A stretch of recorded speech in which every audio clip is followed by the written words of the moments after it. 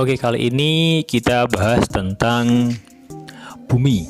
Bumi sebagai ruang kehidupan, yang mana sampai saat ini saya meyakini bahwa hanya bumilah satu-satunya planet di jagat raya ini, di galaksi kita ini yang bisa dihuni oleh makhluk hidup, terutama manusia.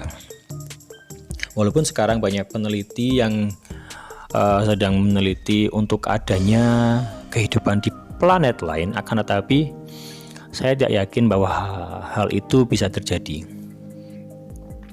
karena sampai saat ini sebuah sumber kehidupan, yaitu air kan merupakan sumber kehidupan kita ya. Belum ada planet lain yang bisa memberikan air seperti di bumi.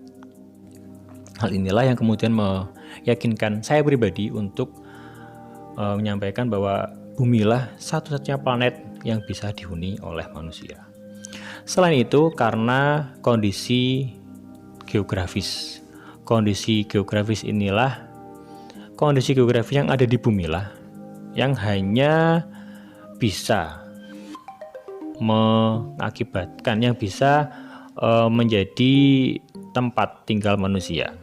Kondisi atmosfer di bumi yang sangat sejuk, di mana rata-rata suhunya hanya 22 derajat Celcius, yang memungkinkan kehidupan makhluk hidup. Atmosfer bumi ini mempunyai fungsi sebagai pelindung bumi dari benda-benda langit yang menuju ke bumi. Jadi benda langit yang akan menuju ke bumi ketika masuk ke dalam atmosfer bumi. Atmosfer itu kan pelindung ya, zat gas yang melindungi bumi. Jadi ketika benda-benda langit tersebut masuk ke dalam atmosfer, benda-benda tersebut sudah pecah, sudah hancur. Dan di planet yang lain tidak ada atmosfer seperti itu. Selain itu, keyakinan saya juga didukung dengan ayat Al-Quran. Maaf yang beragama non-muslim, takkan tapi ini kepercayaan saya sebagai orang muslim. Saya meyakini bahwa hanya bumi kita lah sebagai tempat tinggal makhluk hidup. Dalam surat Al-A'raf ayat 25 disebutkan, di bumi kamu hidup dan di bumi kamu akan mati, dan dari bumi itu pula kamu akan dibangkitkan. Selain itu, dalam surat Al-Baqarah ayat 36, dan bagi kamu ada tempat kediaman di bumi dan kesenangan hidup sampai waktu yang ditentukan. Bumi kita sudah terbentuk sekitar 4, miliar tahun dan sudah dihuni oleh makhluk hidup 3, miliar tahun yang lalu. Seperti itu. Bagaimana bumi kita terbentuk? Sebenarnya banyak teori yang dikemukakan oleh para ahli ya, oleh para peneliti. Akan tetapi ada satu teori yang paling masuk akal dan juga paling terkenal. Akan tetapi sayangnya di LKS kalian tidak disebutkan teori ini. Teori Big Bang atau teori ledakan besar. Teori ini menyatakan bahwa alam semesta terbentuk akibat dari kondisi yang sangat padat dan sangat panas. Karena sangat padat dan sangat panas itu, kemudian massa tersebut itu meledak dan mengembang sekitar 13.700.000 tahun yang lalu. Ledakan tersebut kemudian mengeluarkan sejumlah besar energi yang tersimpan di dalam alam semesta berupa atom hidrogen yang terbentuk saat ledakan. Semakin lama semakin banyak dan berkumpul menjadi awan debu, dan awan tersebut kemudian menjadi nebula. Nebula tersebut itulah yang kemudian menjadi cikal bakal terbentuknya planet-planet dan bintang-bintang yang ada di alam semesta ini, yang ada di jagat raya ini. Seperti itu. Dan galaksi kita yang merupakan kumpulan planet-planet, kumpulan bintang-bintang, dan kumpulan benda-benda langit disebut sebagai galaksi Bima Sakti, atau dalam bahasa Inggris disebut sebagai galaksi Milky Way. Itu tentang satu teori yang paling masuk akal dan paling terkenal yang menyatakan tentang pembentukan bumi. Seperti itu. Sejarah pembentukan bumi dan kehidupannya. Sejarah pembentukan bumi ada 4 zaman inti ya. Zaman pertama itu zaman Arkaikum, zaman yang berumur 2.500.000 tahun yang lalu. Pada zaman ini bumi kita belum stabil, yang dikarenakan tenaga endogen dan tenaga eksogen yang ada di bumi masih sangat ekstrim.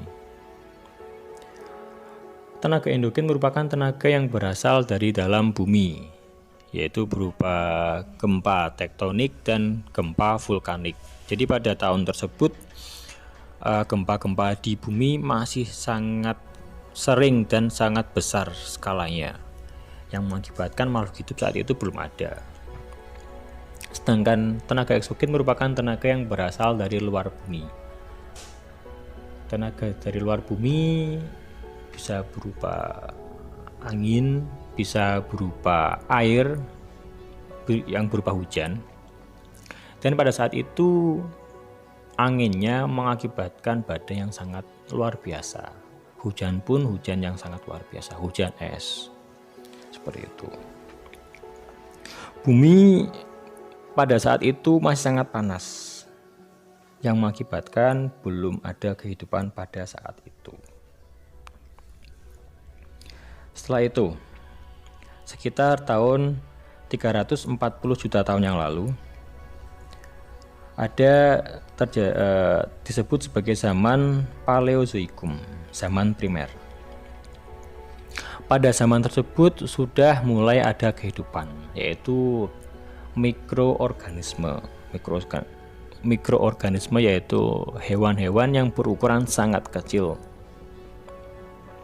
binatang tak bertulang belakang, ikan dan amfibi.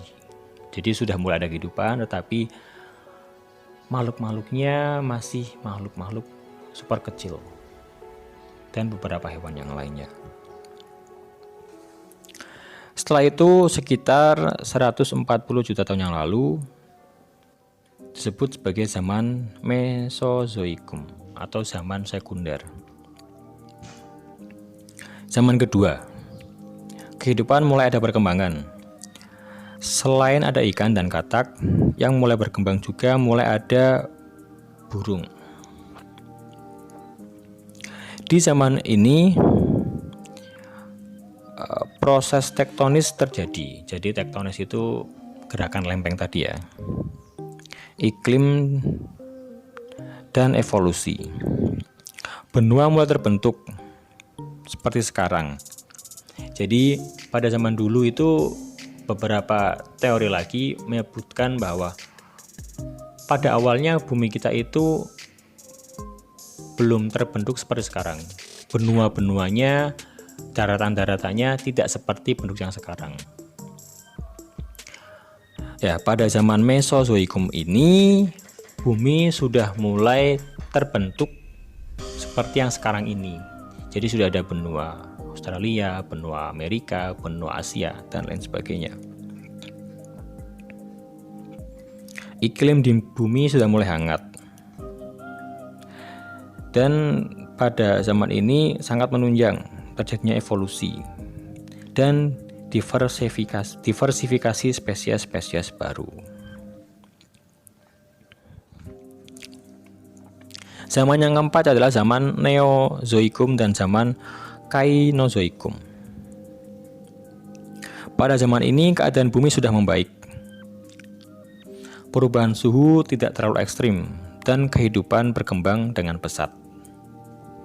Zaman ini dibagi menjadi dua, zaman tersier dan zaman kuarter. Zaman tersier terjadi sekitar 60 juta tahun yang lalu. Binatang raksasa sudah mulai berkurang dan mulai muncul binatang menyusui seperti kera.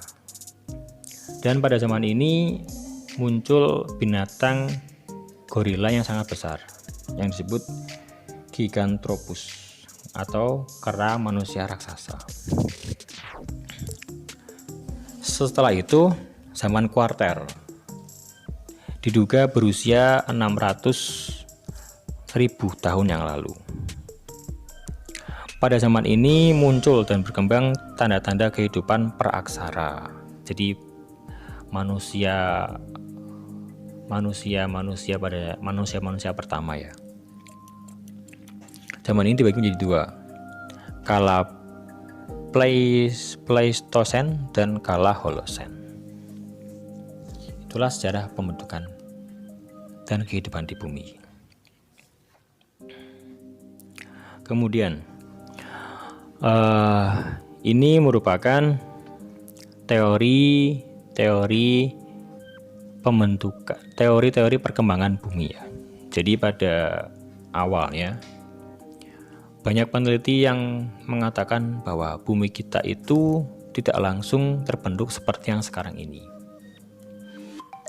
Bentuknya dulu berbeda dengan yang sekarang. Ketika sekarang sudah terbagi menjadi beberapa benua, pada zaman dahulu bumi tidak berbentuk seperti sekarang. Ada beberapa teori yang menjelaskan tentang perkembangan bumi. Yang pertama adalah teori apungan benua. Teori ini dikemukakan oleh Alfred Wegener pada tahun 1912. Menurutnya bahwa benua-benua yang ada di bumi ini tidak bersifat statis, tetapi selalu bergerak seiring dengan waktu. Jadi benua-benua itu bergerak ya, tidak tetap.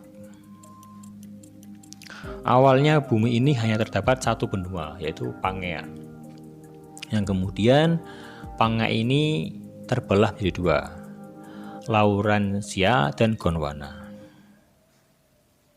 Laurentia menuju ke utara dan Gondwana menuju ke selatan. Kemudian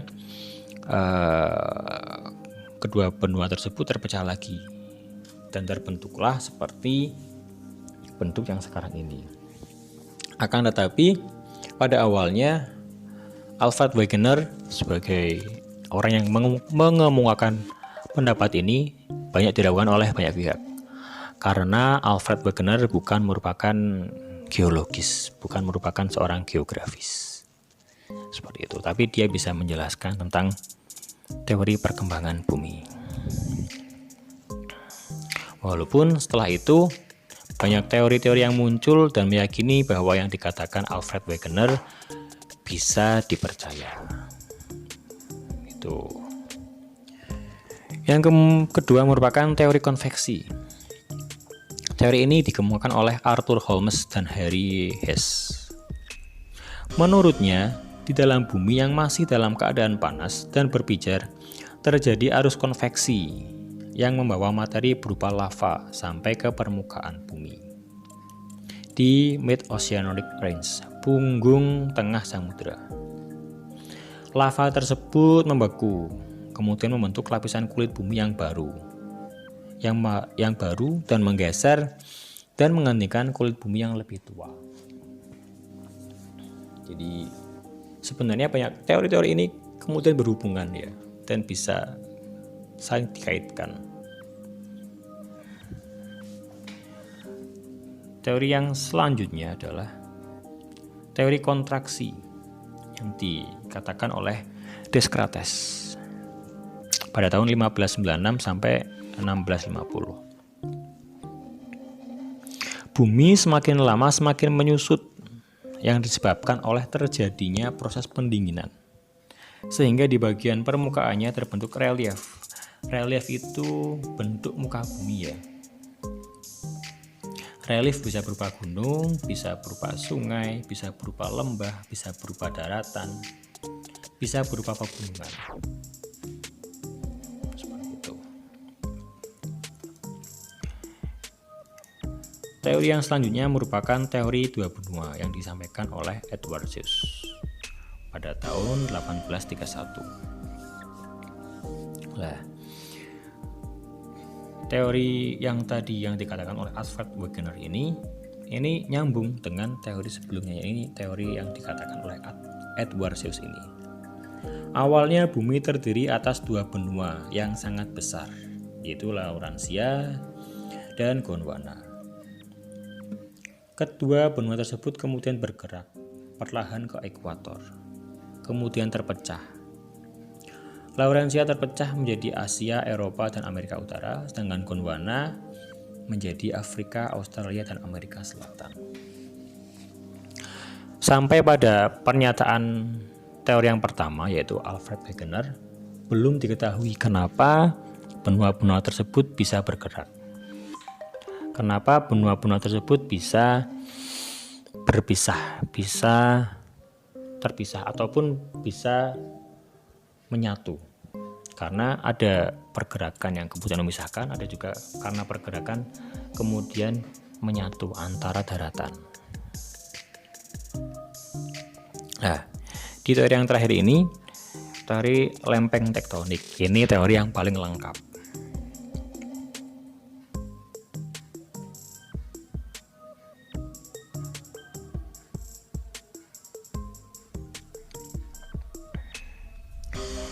Menurut teori lempeng tektonik, di bawah kulit bumi, yaitu lapisan litosfer, terdapat lempeng tektonik yang berada di atas lapisan astenosfer. Lapisan astenosfer ini lapisan yang kenyal ya. Disebut lempeng karena bentuknya itu lebar, besar, akan tetapi tipis. Lempeng itu kan seperti itu kan, lebar tapi tipis. Tipis jika dibandingkan dengan ukuran lebarnya. Dan di bumi ini terdapat 17 lempeng besar. Lempeng-lempeng tersebut selalu bergerak mencari titik keseimbangan baru yang diakibatkan oleh arus konveksi yang terjadi pada bagian astenosfer tersebut. Ini nyambung ke teori astenosfer, nyambung juga ke teori Alfred Wegener, nyambung juga ke teori Edward Seuss, teori sebelumnya. Pergerakan inilah yang kemudian menggerakkan benua-benua yang ada di bumi kita sampai saat ini. Dan sampai seterusnya pergerakan ini akan terus terjadi. Jadi bumi kita itu tetap terus bergerak ya sampai sekarang. Pergerakan ini diakibatkan oleh arus konveksi. Arus konveksi itu kemudian yang mengakibatkan terjadinya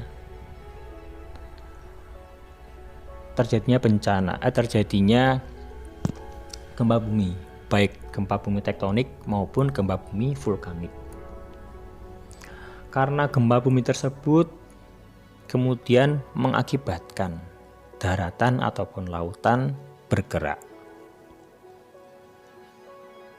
Nah, pergerakan itu yang kemudian menggerakkan daratan-daratan pada zaman dahulu menjadi seperti yang sekarang. Dan sampai sekarang pergerakan itu masih terus terjadi. Tetapi mungkin tidak se-ekstrim dahulu ya. Contohnya, ketika gempa dan tsunami yang terjadi di Aceh itu kemudian menimbulkan satu daratan baru, walaupun daratan tersebut tidak terlalu besar ya. Gitu. Pergerakan lempeng ini terbagi menjadi 3. Yang pertama adalah divergent boundary, yaitu pergerakan lempeng yang saling menjauh. Itu gambarnya berada di sebelah kanannya. pergerakan baik benua ataupun lempeng samudra yang saling menjauh atau bertolak. Jadi lempeng di bumi ini terbagi menjadi dua, lempeng benua dan lempeng samudra, kontinental dan oseanik. Kontinental adalah benua, oseanik adalah samudra. Lempeng-lempeng ini yang kemudian tadi bisa bergerak menjauh, bisa bergerak mendekat. Yang kedua adalah convergent boundary, dua lempeng yang saling bertumbukan. Peristiwa ini terjadi ketika lempeng samudra yang tipis didesak oleh lempeng benua yang kaku dan tebal. Jadi lempeng samudranya menujam ke bawah lempeng benua, yang kemudian menciptakan gunung-gunung, menciptakan gunung-gunung berapi yang ada di bumi. Itulah mengapa di Indonesia ini kan banyak sekali gunung berapi ya, terutama di sepanjang Sumatera, Jawa, Bali, Lombok, Sulawesi, sampai ke Maluku, sampai ke Papua. Ini kenapa? Karena di Indonesia ini merupakan tempat pertemuan lempeng bumi, yaitu lempeng samudra dan lempeng samudra berupa lempeng samudra Hindia dan lempeng bumi yaitu lempeng Eurasia, Eropa Asia. Pertemuannya berada di Indonesia. Hal inilah yang kemudian mengakibatkan di Indonesia banyak terdapat gunung-gunung berapi. Tuh. Oh iya, di dunia ini ada yang namanya cincin api. Cincin api ini salah satunya yang tadi yang ada di Indonesia, yang melintasi Indonesia, yang merupakan pertemuan lempeng. Dan yang ketiga merupakan dua lempeng yang berpapasan atau bergesekan, yang disebut transform boundary. Terjadi ketika dua lempeng bergesekan, yang dikenal dengan istilah sesar, yang akibatnya bisa menyebabkan aktivitas vulkanisme yang lemah. Walaupun lemah, tetap saja ini bisa mengakibatkan bencana, mengakibatkan kerugian bagi manusia. Suatu kejadian alam bisa disebut sebagai bencana ketika merugikan manusia. Oke. Sekian untuk materi pada kali ini. Terima kasih. Tetap jaga jarak, jaga kesehatan, dan patuhi protokol kesehatan. Terima kasih.